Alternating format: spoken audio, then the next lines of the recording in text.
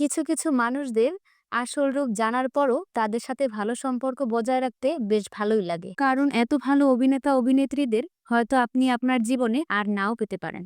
সবথেকে মজার ব্যাপার হচ্ছে এরা নিজেরাও জানে না যে আপনি এর থেকেও বড় অভিনেতা। যাই হোক, আজকে হচ্ছে শুক্রবার, আমার সবথেকে ব্যস্ততম দিন।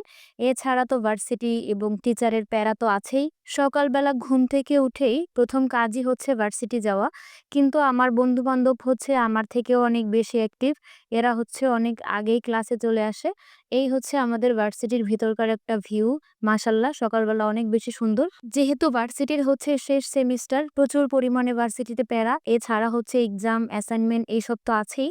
তো ১ম এই হচ্ছে একটা এক্সাম দেওয়া শেষ করে আমরা বন্ধু-বান্ধব মিলে চা খেতে বাইরে যাচ্ছি। আমাদের ভার্সিটির পুরো ভার্সিটির দেয়াল জুড়েই প্রচুর পরিমাণে হচ্ছে এরকম সুন্দর, সুন্দর ছবি। ভার্সিটির মধ্যে ঢুকলেই মনটা কেমন জানি ভালো হয়ে যায়। যাই হোক, আমি হচ্ছে আমার পছন্দের চিপস খাচ্ছিলাম। এখন চিপসের প্যাকেট খুললেই খুবই হতাশ লাগে।